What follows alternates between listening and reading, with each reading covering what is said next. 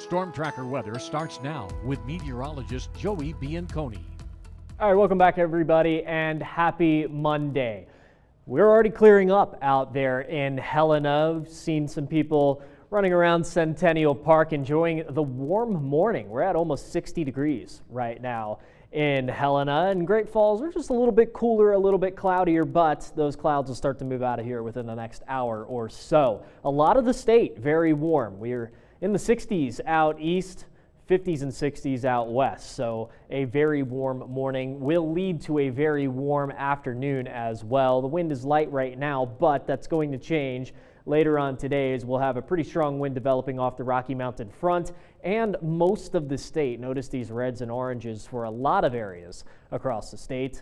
That'll die down tonight, mostly just concentrated near the Rocky Mountain front. And then tomorrow morning, we will see the wind start to increase, and then by the early afternoon hours, we're right back to where we were today. And then those pinks showing up in the northern Rocky Mountain front, the glacier area, Cut Bank, could get a few stronger gusts tomorrow, maybe 40, 45 miles an hour.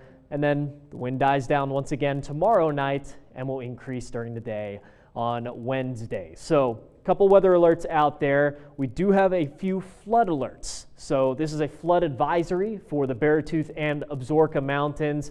Red Lodge right on the edge of that there. We have seen an inch of rainfall in these mountains over the last 24 hours, so that could lead to some minor creek flooding with the combination of the snowpack that is melting due to some warm temperatures. So this is the Clark Fork tributary of the Yellowstone River. This is just to the south of Billings. This is through Wednesday morning. This is a flood watch, so we could have favorable conditions for some river flooding, which could cause some bank erosion near this river. So that will be for the next few days as we'll have some thunderstorm activity out there today. Lake wind advisory for Fort Peck Lake, Glasgow, Circle, Jordan, Winnett, Malta, the usual areas. Gusts of up to 40 miles an hour, southeast wind 15 to 25 miles an hour throughout the day today. So we had these band of showers and storms move through Helena and Great Falls last night and early this morning. We heard a few rumbles of thunder last night near the Helena area.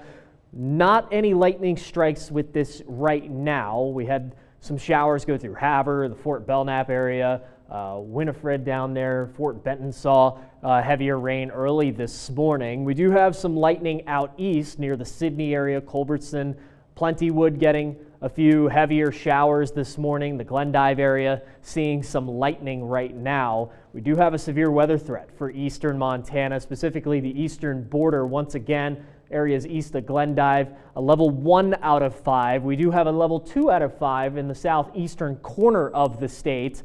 This is mainly for some gusty wind and some small hail this afternoon. So this line of showers will continue to move. They'll re-strengthen into the afternoon, generating some thunderstorms heading into Miles City and Glendive in the early afternoon hours. Notice these little individual cells popping out ahead of the main line.